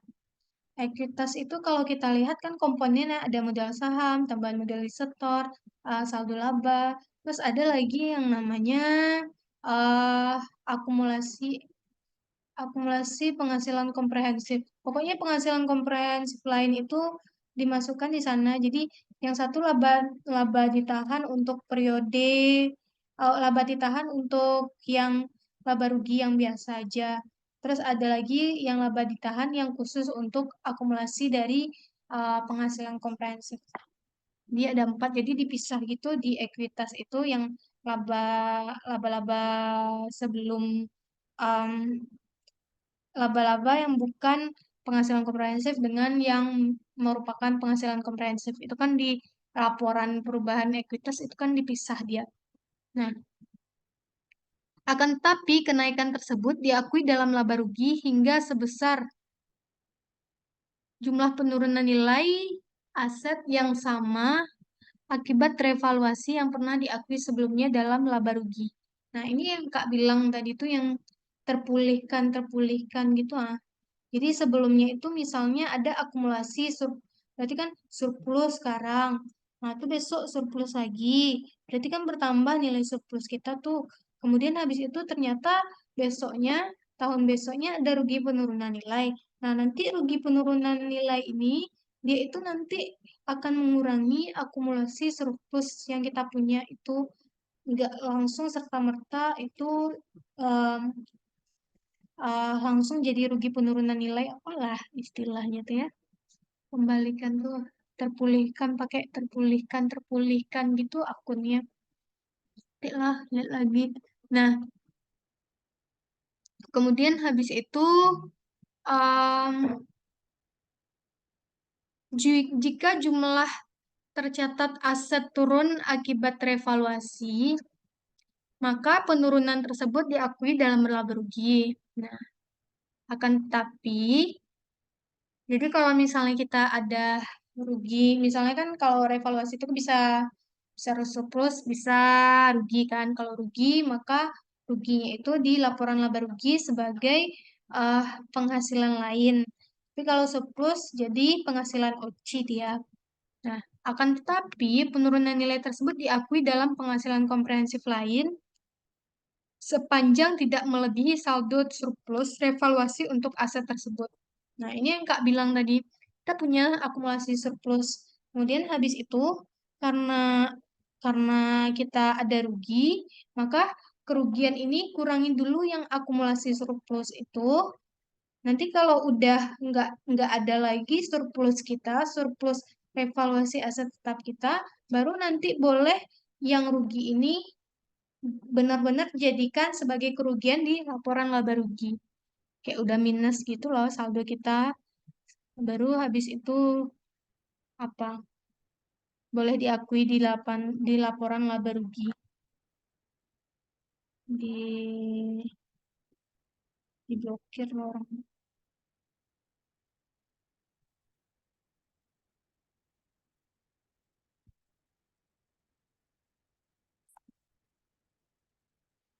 Astagfirullah. Nah, kemudian habis itu kita lanjutkan. Ini udah 41 lagi, masih halaman 17. Surplus revaluasi aset tetap yang termasuk dalam ekuitas dapat dialihkan langsung ke saldo laba ketika aset tersebut dihentikan pengakuannya. Hal ini meliputi pengalihan sekaligus surplus revaluasi ketika penghentian atau pelepasan aset tersebut. Akan tetapi, surplus revaluasi aset tetap yang termasuk dalam ekuitas dapat dialihkan langsung ke saldo laba. Ya, pindah dia ke saldo laba, laba ditahan ketika aset tersebut dihentikan pengakuannya. Kemudian hal ini meliputi pengalihan sekaligus surplus revaluasi ketika penghentian atau pelepasan aset tersebut. Akan tetapi, sebagian surplus revaluasi tersebut dapat dialihkan sejalan dengan penggunaan aset oleh entitas. Akan tetapi, sebagian surplus revaluasi tersebut dapat dialihkan sejalan dengan penggunaan aset oleh entitas. Dalam kasus tersebut, surplus revaluasi yang dialihkan ke saldo laba adalah sebesar perbedaan antara jumlah penyusutan berdasarkan nilai revaluasian dan jumlah penyusutan berdasarkan biaya perolehan awal. Pengalihan surplus revaluasi ke saldo laba tidak dilakukan melalui laba rugi. Nah, jadi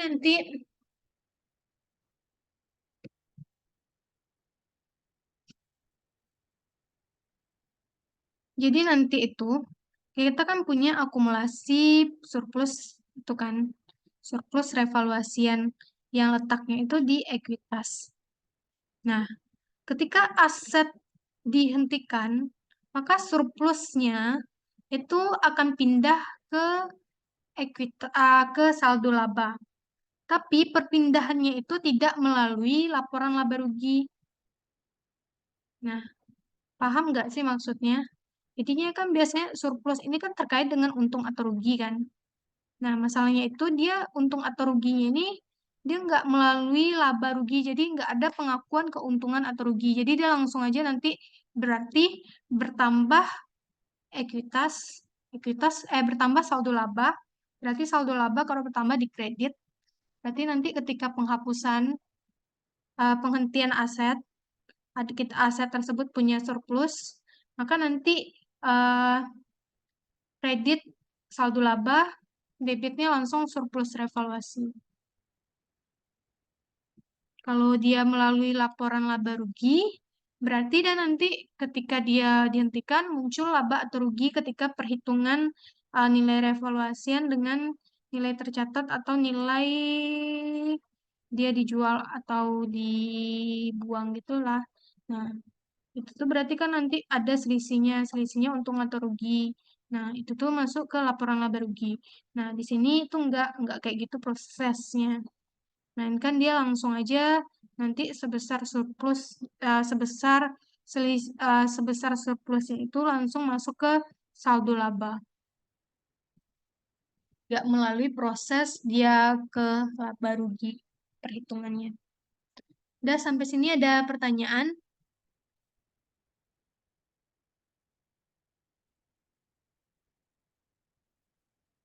Ada pertanyaan nggak?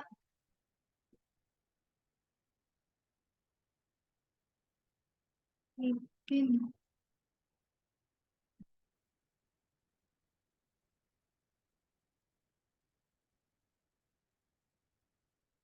Ada pertanyaan?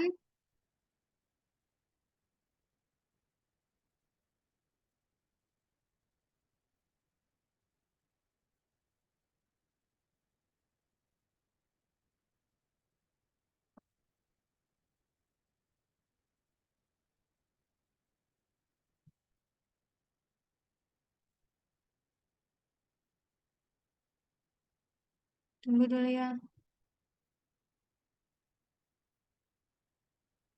Nah, ada pertanyaan atau enggak? Enggak. Nah, kita lanjut ke 4.2 lagi. Dampak atas pajak penghasilan jika ada yang penghasilan dari evaluasi aset tetap diakui dan diungkapkan sesuai dengan PSAK pajak penghasilan. Nah, ini kan ada tuh. Nah, kadang-kadang ketika kita revaluasi itu nanti ada pengaruh pajaknya. Soalnya kan untung atau rugi tuh. Ada untung, ada rugi kan. Tuh beda nanti pajaknya. Soalnya pajak penghasilan itu kan dari laba tuh. Nah, kemudian habis itu 42A, jika entitas mengubah kebijakan akuntansi dari model biaya ke model revaluasi dalam pengukuran aset tetap, maka perubahan tersebut berlaku secara prospektif. Nah, ini ada yang paham nggak beda retrospektif dengan prospektif?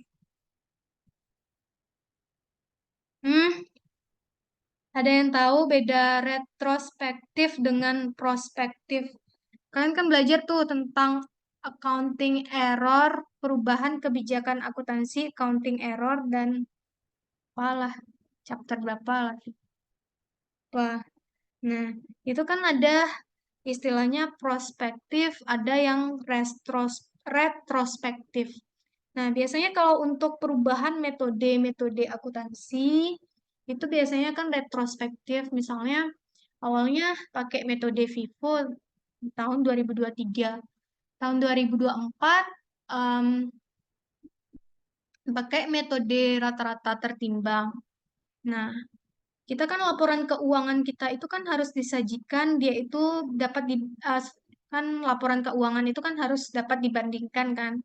Supaya dia dapat dibandingkan, maka disandingkanlah dia 2 tahun atau 3 tahun. Nah, sesuatu dapat dibandingkan apabila dia menggunakan metode yang sama kan. Misalnya berarti 2023 pakai FIFO, 2024 pakai rata-rata tertimbang. Nah, jadi kan nggak nggak bisa tuh dibandingkan karena dia berbeda nilainya, nilai perhitungannya. Nah, oleh sebab itu supaya dia bisa dibandingkan, maka yang tahun 2024, 2023 tahun sebelumnya ini harus dibikin pakai metode FIFO juga, harus disesuaikan dia nilainya pakai metode FIFO. Jadi dia bisa dibandingkan sama dia sama-sama FIFO. Nah, Retrospektif itu berarti penyesuaian, penyajian kembali dari nilai yang sebelumnya. Nah, itu retrospektif. Berarti melibatkan nanti penyesuaian atas laba ditahan. Kalau misalnya dia retrospektif. Tapi kalau misalnya sifatnya itu adalah prospektif, berarti yang tahun sebelumnya ini itu nggak ngaruh lagi. Sama kayak prospektif. Prospektif itu berarti lihatnya ke depan aja. Prospek prospek itu kan ke depan tuh kan. Nah, jadi lihatnya ke depan yang udah terjadi ya udahlah, yang udah berlalu berlalu. Yang penting sekarang ke depannya gimana. Nah, itu yang kalau prospektif. Nah, jadi untuk yang perubahan dari model biaya ke model revaluasi, kalau misalnya kita pengen pengen ubah dari awalnya kita pakai metode biaya pindah ke metode revaluasi. Nah, nanti kan itu ada, maka nanti itu sifatnya adalah prospektif. Kalau prospektif itu berarti lanjutin aja yang kita mau 2023 pakai metode biaya, 2024 pakai metode revaluasi. Berarti nanti ya udah 2024 nih pakai metode biaya, 2025 2000 metode revaluasi. Pokoknya apa yang pokoknya nanti apa yang mau kita pakai ke depannya itu langsung aja dipakai itu, nggak berpengaruh ke yang lainnya. Sentale ya. Kurang banjir mah.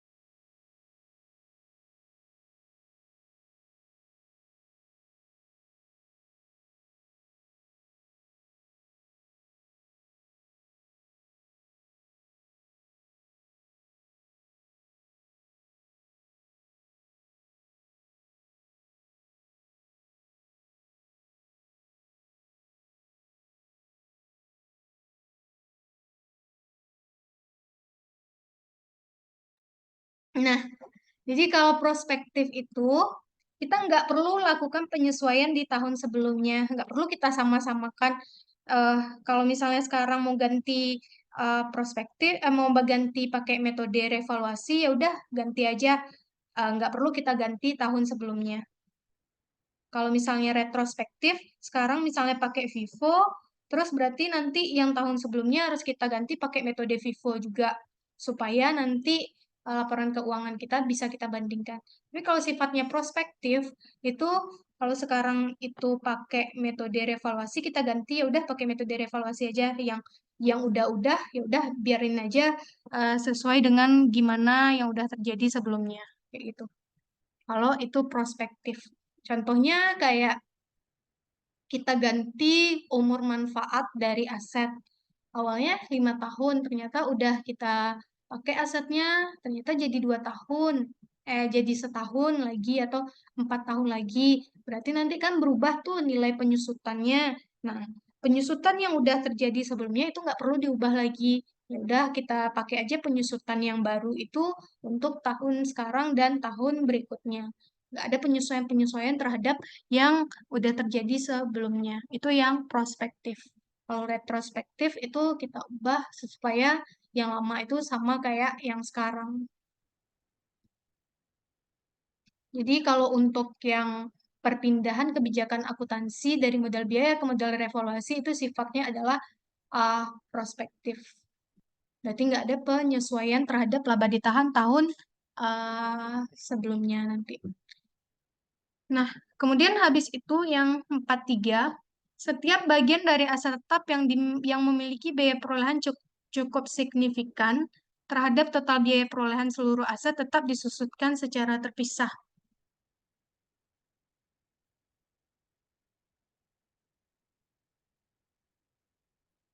Nah, setiap bagian dari aset tetap, kok ragu nih. setiap bagian dari aset tetap. Ini maksudnya apakah eh misalnya kelompok peralatan, berarti kan nanti dijumlahkan peralatannya 500.000 misalnya. Itu total seluruh peralatan yang kita punya.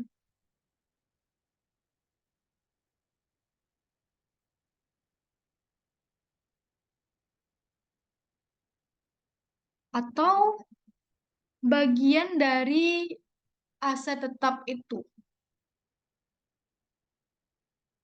Contohnya kursi, kursi itu kalau dipreteli ada komponen-komponennya.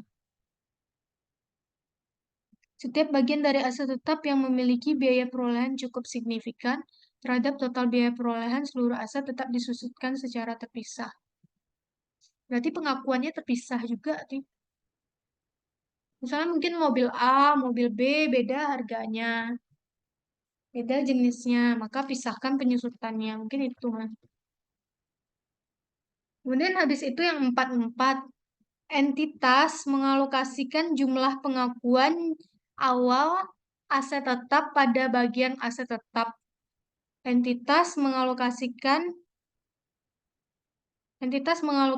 jumlah pengakuan awal aset tetap pada bagian aset tetap yang signifikan dan menyusutkan secara terpisah setiap bagian tersebut.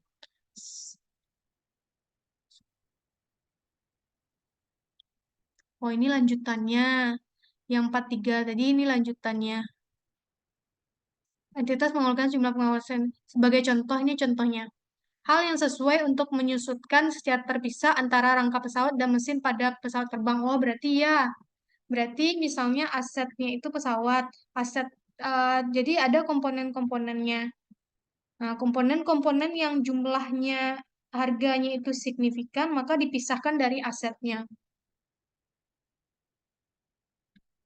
Kalau kemarin, kalau dia nilai yang nggak signifikan kan, digabung aja kan, ke jadi asetnya itu, komponen-komponennya. Tapi kalau nilai yang signifikan berarti disusutkan secara terpisah nih. Sebagai contoh, hal yang sesuai untuk menyusutkan secara terpisah antara rangka pesawat dan mesin pada pesawat terbang, baik yang dimiliki sendiri maupun yang berasal dari sewa pembiayaan. Serupa dengan hal tersebut, jika entitas memperoleh aset tetap yang disewakan dalam sewa operasi, maka entitas sebagai lessor mungkin akan sesuai untuk menyusutkan secara terpisah jumlah yang terefleksikan dalam biaya perolehan aset tersebut yang dapat diatribusikan secara langsung pada persyaratan sewa, baik yang menguntungkan atau tidak menguntungkan secara relatif terhadap ketentuan pasar. Kita sampai 44 nih aja ya. 45 besok aja kita bahas lagi. Banyak lagi mah. Hmm. Kita sampai 44 sekarang. 44 berarti entitas mengalokasikan ini udah. Yang lesornya lagi nak.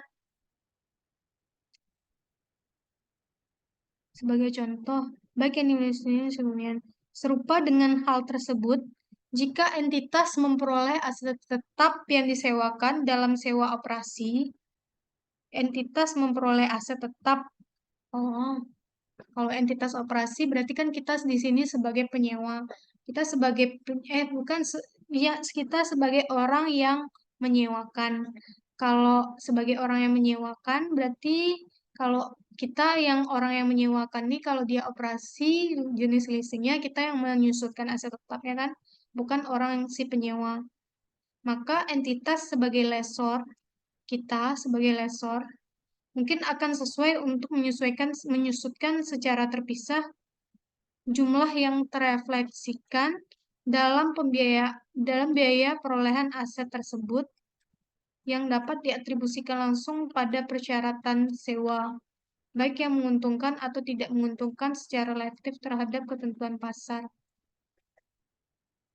Ini kita ditambahin atau gimana tuh? Dia sewanya sewa operasi itu tuh jadi beban pendapatan sewa biasa aja ya. Itu apa hubungannya sama penyusutannya?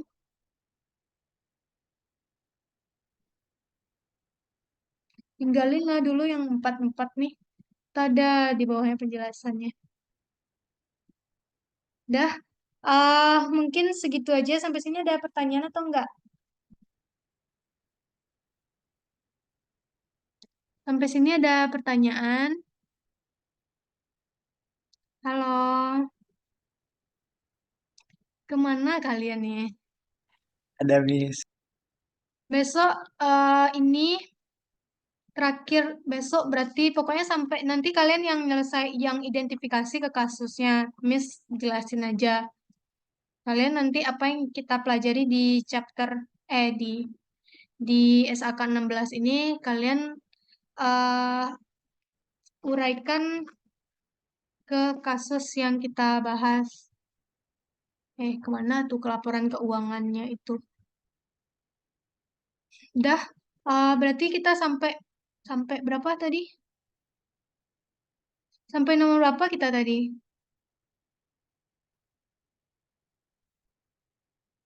Sampai 4-4-nya. 45 ini lagi. Berarti tandain ya 45 minggu depan kita lagi. Dah, sekian pertemuan kita hari ini.